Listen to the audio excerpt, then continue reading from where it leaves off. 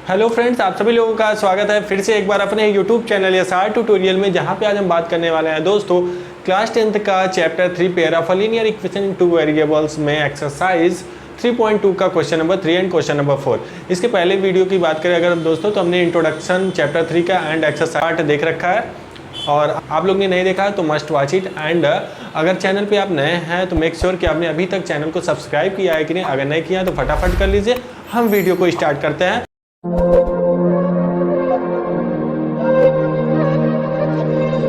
देखते हैं question number 3। Question number 3 में बोला है on the comparing the ratio a1 upon में a2 एंड b1 अपॉन में b2 एंड c1 अपॉन में c2 find out whether the following pair of a linear equation. हमारे पास जो pair of a linear equation है उसमें find करना है कि वो इक्वेशन कंसिस्टेंट है और इनकंसिस्टेंट है। तो कंसिस्टेंट एंड इनकंसिस्टेंट क्या होता है? जब भी pair of a linear equation के कोई भी सोल्यूशन अगर हमको मिलते हैं तो आपका वो जो इक्वेशन होता है वो कंसिस्टेंट होता है। जब कोई सोल्यूशन नहीं मिलता तो होता है वह क्या? इनकंसिस्टेंट। सोल्यूशन से आपको समझ में आ गया होगा कि सोल्यूशन हमको कब मिलता था, जब पेयर ऑफ लीनियर इक्वेशन के जो लाइन हमारे दो लाइन बनते हैं वो इंटरसेक्ट होते हैं तो उनको यूनिक सोल्यूशन मिलते हैं। अगर वो कोइंसिडेंट होते हैं, मतलब कि एक लाइन दूसरे लाइन पे रहे तो उसका इनफाइनाइट सोल्यूशन होता है। अब सोल्यूशन कब नहीं होता? जब दो लाइन क्या होते हैं? पैरेलल होते हैं। यही तीन कंडीशन होता है। तो दो कंडीशन में क्या होगा? आपका इक्वेशन कंसिस्टेंट होगा। किसमें? कोइंसिडेंट में और इंटरसेक्शन में। एंड पैरेलल में क्या होगा? इनकंसिस्टेंट। तो देखते हैं ये हमारे जो इक्वेशन है इसमें कौन सा पैरेलल है और कौन सा कोइंसिडेंट और कौन सा इंटरसेक्शन। तो आपको रेशियो से आपको पता होगा कि रेशियो एक बार हम थोड़ा सा देख लेते हैं क्या होता है हमारा। a1 अपॉन में a2 अगर इक्वल होता है b1 अपॉन में b2 और इक्वल होता है c1 अपॉन में c2 तो आपका लाइन है कॉन्सिडेंट। कॉन्सिडेंट होता है तो क्या होता है भैया? इनफाइनाइट मिनी सोल्यूशन होता है। अगर यही तीनों ही अनइक्वल हो जाए तो वो क्या होता है? इंटरसेक्ट। क्या होता है? इंटरसेक्ट। अगर यही पहला वाला अगर इक्वल होता है, पहला वाला रेशियो a1 अपॉन में a2 and b1 upon b2 and does not equal to c1 upon में c2 then the equation is parallel. अब पैरेलल होता है तो उसका सोल्यूशन कितना होता है? No solution. क्या होता है? No solution. ठीक है, तो हम देखते हैं अब एक एक इक्वेशन को हम कंपेयर करते हैं, इनका रेशियो। तो यहाँ पे अगर हम 3 अपॉन में 2 कर दें मीन्स यहाँ पे क्या होगा? a1 अपॉन में a2 and is equal to, अभी इक्वल लगाते हैं फिर हम कंपेयर कर लेंगे तो अनइक्वल कर देंगे अगर होता है तो। ठीक है, फिर 2 अपॉन में यहाँ पे -3 है, माइनस का 3 ये हो गया b1 अपॉन में b2 एंड c1 अपॉन में c2। ठीक है, अब इनका हम अगर इनको सिंपलेस्ट फॉर्म करें तो ये सिंपलेस्ट फॉर्म ही है। ठीक है, सिंपलेस्ट फॉर्म ही है। इसको भी सिंपलेस्ट फॉर्म करें तो ये भी सिंपलेस्ट फॉर्म है, ये भी सिंपलेस्ट फॉर्म है, क्योंकि ये जो हमारे नंबर है क्या है? को प्राइम है। को प्राइम मतलब कि इनका फैक्टर अब इक्वल फैक्टर नहीं होगा। ठीक है, तो यहाँ पे देखिए तीनों क्या हमको मिला है? अनइक्वल। तीनों अनइक्वल मिलता है तो वो इक्वेशन क्या होता है? इंटरसेक्शन। इंटरसेक्शन होता है तो उसके सोल्यूशन यूनिक सोल्यूशन मीन्स एक सोल्यूशन। ठीक है, यूनिक सोल्यूशन होते हैं तो इसको हम क्या बोल सकते हैं? कॉन्सिस्टेंट। ठीक है, ऐसे ही सेकंड वाला आप लोग कर सकते हैं, ऐसे कंपेयर करके देख लीजिएगा। अगर अनइक्वल होता है इंटरसेक्शन, अगर इक्वल होता है तो कोइंसिडेंट, अगर एक इक्वल और दूसरा नहीं इक्वल होता है तो क्या हो जाएगा भैया? Parallel line. ठीक है, अब सेकंड वाला आप करिएगा। थर्ड वाला हम करते हैं 3 अपॉन में 2 हो गया, पूरा आपका a1 हो गया। अपॉन में अगर हम कर दें a2 9 इज इक्वल टू, अभी इक्वल लगाते हैं फिर देखेंगे। 5 अपॉन में 3 अपॉन में माइनस का 10 इज इक्वल टू 7 अपॉन में 14। अब देखिएगा अगर हमको ऐसा कुछ मिलता है तो जिसमें हमारा डिनोमिनेटर नहीं होता उसमें हम अपॉन 1 करके डिनोमिनेटर बना लेंगे। यहाँ पे 9 के नीचे 1 कर लेंगे और 10 के नीचे 1 कर लेंगे। उसके बाद आपको क्या करना है कि नीचे वाले के डिनोमिनेटर को ऊपर लेके जाना है न्यूमरेटर में एंड न्यूमरेटर को डिनोमिनेटर में मल्टीप्लाई कर देना है। तो सिंपल सा यहाँ पे आपका क्या हो जाएगा? 1 इधर जाएगा और 9 इधर जाएगा। ऐसे इसमें 1 न्यूमरेटर में जाएगा एंड ये जो न्यूमरेटर है डिनोमिनेटर में जाएगा तो क्या हो जाएगा? मल्टीप्लाई होकर 3 1 जा 3 एंड 9 2 जा 18। यहाँ पे अभी इक्वल लगाते हैं फिर देखते हैं। 1 5 जा 5 एंड 10 3 जा 30 माइनस का 30 हो जाएगा। ठीक है, यहाँ पे 7 अपॉन में 40 ना। ठीक है, अगर इसको हम कैंसिल करते हैं तो 3 6 जा, ठीक है, 1 अपॉन में 6 हो जाएगा। यहाँ इसको कैंसिल करते हैं तो फिर भी 1 अपॉन में -6 हो जाएगा। ध्यान दीजिएगा माइनस का 6 हो रहा है और इसको कैंसिल करते हैं तो 1/2 हो जाएगा। तो यहाँ से देखिए यहाँ पे 1/6 है, यहाँ पे -1/6 है, यहाँ पे 1/2 है, ठीक है। तो तीनों भी अनइक्वल हैं, तो ये भी क्या होता है इंटरसेक्शन होता है तो यूनिक सोल्यूशन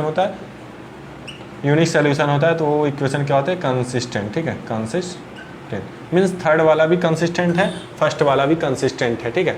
अब इसको आप लोग चेक कर सकते हैं, सिंपल है, इसको हम चेक कर लेते हैं 4/3/2 और 2 के नीचे 1 कर लेंगे क्योंकि इसके डिनोमिनेटर के नीचे कुछ भी नहीं है, ठीक है।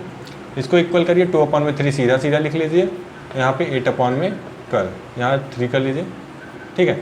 अब इसको अगर हम करें तो ये मल्टीप्लाई हो गया इधर से तो 4 हो जाएगा, ये हो जाएगा इधर तो 6 हो जाएगा, इक्वल करते हैं 2/3 हो जाएगा, इक्वल करते हैं तो 8/12 हो जाएगा। इसको कैंसिल करते हैं तो 2 से कैंसिल कर सकते हैं, 2 2 जा एंड 2 3 जा। इसको भी करें तो 4 से कर दें तो 4 2 जा 4 3 जाते हैं। यहाँ पे देखिए 2/3 तो यहाँ पे आपको क्या कौन सा कंडीशन मिल रहा है, सभी रेशियो इक्वल होते हैं, सभी रेशियो इक्वल होते हैं तो क्या होता है कॉन्सिडेंट होता है। तो एक लाइन दूसरी लाइन पे होता है तो बहुत सारे सोल्यूशन होते हैं, इनफाइनाइट मेनी सोल्यूशन होते हैं। तो अगर एक भी सोल्यूशन मिलते हैं तो उसको हम कंसिस्टेंट बोलते हैं, ठीक है, कंसिस्टेंट, ठीक है। यहाँ पे जो हमने तीनों देखा सभी कंसिस्टेंट देखा। आप ये सेकंड और थर्ड देख के आप लोग कमेंट में बताइएगा कि कंसिस्टेंट है या इनकंसिस्टेंट है। देखते हैं फोर्थ क्वेश्चन, ठीक। तो फोर्थ क्वेश्चन को हम देखते हैं, which of the following pair of a linear equation are consistent and inconsistent, if consistent then the obtain the graphical solution, ठीक है। अगर हमको ये इसमें बताना है कि pair of a linear equation हमारे जो है कंसिस्टेंट है या इनकंसिस्टेंट है। अब कंसिस्टेंट और इनकंसिस्टेंट आपको पता चल चुका है, थर्ड क्वेश्चन में हमने देखा कि कंसिस्टेंट कब होता है जब इनका कुछ सोल्यूशन होता है, इनकंसिस्टेंट कब होता है जब इनका सोल्यूशन नहीं होता है, और सोल्यूशन कम नहीं होता जब इनके रेशियो अगर हम कंपेयर करते हैं, जब पहला लाइन बन जाता है तो सोल्यूशन नहीं होता। और सोल्यूशन कब होता है इंटरसेक्शन एंड कॉन्सिडेंट पे, ठीक है। तो इनके रेशियो को कंपेयर करके हम आसानी से बता सकते हैं इनका सोल्यूशन होगा या नहीं। बट हमको यहाँ पे ग्राफिकल सोल्यूशन दिखाना है, जैसे कंसिस्टेंट कब होता है इंटरसेक्शन एंड कॉन्सिडेंट पे होता है, ठीक है। तो इंटरसेक्शन और कॉन्सिडेंट पे अगर सोल्यूशन हो रहा है तो वही हमको ग्राफिकल सोल्यूशन दिखाना है कि ग्राफ पे हमको दिखाना है इंटरसेक्ट कर रहे हैं या कॉन्सिडेंट कर रहे हैं। तो एक एक क्वेश्चन को हम कंपेयर करते हैं, इनके रेशियो को कंपेयर करके पहले ये देखते हैं कि इनका सोल्यूशन होता है या नहीं, ठीक है। तो पहला अगर हम क्वेश्चन देखें तो पहले क्वेश्चन में इनका रेशियो अगर देखें, इनका कोफिशिएंट देखें वेरिएबल्स का, तो यहाँ से हमको मिल जाएगा 1 और यहाँ से मिल जाएगा 2 और यहाँ से भी 1/2 मिल जाएगा, यहाँ से भी 5/10 मिलेगा। बट इसको अगर हम कैंसिल करते हैं तो 5 1 जा और 5 2 जा, तो यहाँ से सभी रेशियो इक्वल मिल रहा है, सभी रेशियो इक्वल मिलते हैं तो वो pair of a linear equation क्या होता है कॉन्सिडेंट होता है। कॉन्सिडेंट होता है तो उसके बहुत सारे सॉल्यूशन होते हैं, क्या होता है कॉन्सिडेंट होता है तो इसके बहुत सारे सॉल्यूशन होते हैं, इनफाइनाइट मेनी सॉल्यूशन होते हैं। और इनफाइनाइट मेनी सॉल्यूशन होते हैं, अगर एक भी सॉल्यूशन होता है तो उसको हम कंसिस्टेंट बोलते हैं, तो ये क्या हो जाएगा कंसिस्टेंट हो जाएगा।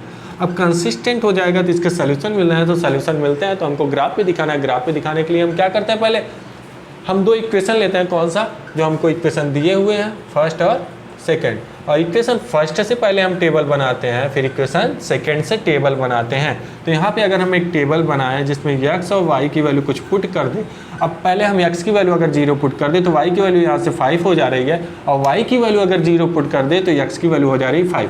और इक्वेशन 2 में अगर देखें, एक चीज़ आप ध्यान दीजिएगा, अगर ये कॉन्सिडेंट लाइन हो जाता है तो दोनों ही इक्वेशन के वैल्यू जो होंगे सेम आएंगे, ठीक है।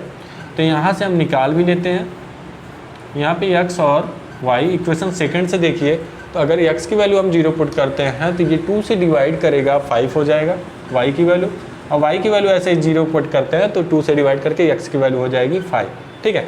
अब इसको हम यहाँ पे पुट कर दे इक्वेशन 1 और इक्वेशन 2 को, तो एकदम एग्जैक्ट वैल्यू है, तो सेम पॉइंट पे दोनों ही लाइन मिलने वाले हैं। तो 0 5 कहाँ पे होगा, 0x यहाँ पे होता है और 5 यहाँ पे हो जाएगा, तो ये हो जाएगा आपका 0,5, ठीक है। ये पॉइंट जो है 0,5 है, और यहाँ पे 5,0 यहाँ पे कहीं हो जाएगा 5,0। ये आपके दोनों ही इक्वेशन के ये लाइन है, तो एक लाइन हम खींच के दोनों ही इक्वेशन उसमें शो कर सकते हैं। एक लाइन है, इक्वेशन 1 भी है और इक्वेशन सेकंड भी है, तो एक लाइन दूसरे लाइन पे है, तो ये कोइंसिडेंट होते हैं और इनके जो सोल्यूशन होंगे बहुत सारे सोल्यूशन होंगे, क्योंकि एक लाइन पे इनफाइनाइट पॉइंट हम बना सकते हैं, ठीक है। तो सेकंड क्वेश्चन हम देखते हैं, पहला क्वेश्चन आपका हो गया। सेकंड क्वेश्चन को अगर हम कंपेयर करें, इनके रेशियो को कंपेयर अगर हम करें तो 1/3 हो रहा है, और यहाँ पे -1/3 हो रहा है, यहाँ पे हो रहा है 8/16, ठीक है।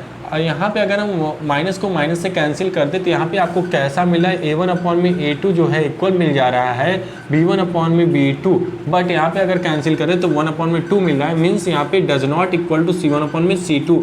ये अगर हमको ऐसा इनके रेशियो को अगर हम कंपेयर करें, अगर ऐसा हमको मिलता है तो क्या होते हैं, पैरेलल लाइन होते हैं, पैरेलल लाइन होते हैं। अगर पैरेलल लाइन होते हैं तो इनका सोल्यूशन क्या होता है, नो सोल्यूशन। और तो हो जाएंगे क्या, ये इनकंसिस्टेंट। अगर इनकंसिस्टेंट हो रहा है तो हमको यहाँ पे कोई भी ग्राफिकल सोल्यूशन नहीं मिलेगा। मतलब पैरेलल लाइन तो हम दिखा सकते हैं, बट हमको कंसिस्टेंट हो रहा है तो ग्राफ सोल्यूशन दिखाना है। अगर पैरेलल होते हैं तो हमको नहीं दिखाना है, ठीक है। तो ऐसे थर्ड क्वेश्चन हम देख लेते हैं। और फोर्थ आप लोग के लिए, ठीक है, आप लोग कमेंट सेक्शन में इसको बताइएगा सोल्यूशन आपका कौन सा लाइन आपको यहाँ पे मिल रहा है, इसका जो है पैरेलल मिल रहा है, कंसिस्टेंट मिल रहा है, कोइंसिडेंट मिल रहा है या इंटरसेक्शन मिल रहा है, आप लोग कमेंट में बताइएगा। थर्ड वाला हम कर लेते हैं, इनके रेशियो को कंपेयर करते हैं। तो 2 अपॉन में 4 एंड 1 अपॉन में माइनस का 2 एंड -6 अपॉन में -4, ठीक है। तो यहाँ पे अगर हम कैंसिल करें तो 1 अपॉन में 2 हो जाएगा, बट यहाँ पे 1 अपॉन में -2 हो जाएगा। यहाँ पे माइनस माइनस कैंसिल कर दें तो यहाँ पे 2 से अगर कैंसिल करते हैं 3, यहाँ से 2 कैंसिल करते हैं तो 2 हो जाएगा। तो 3 अपॉन में 2 हमको मिला। तो यहाँ पे देखिए कोई भी इनका रेशियो इक्वल नहीं हो रहा है, कोई भी रेशियो इक्वल नहीं होता तो कौन से लाइन होते हैं, इंटरसेक्शन होते हैं। तो मतलब क्या हुआ, इसके सॉल्यूशन कितने हो रहे हैं, यूनिक सॉल्यूशन, मतलब कि एक सॉल्यूशन हो रहे हैं। अगर कोई भी सॉल्यूशन होता है तो उस इक्वेशन को हम क्या बोल सकते हैं, कंसिस्टेंट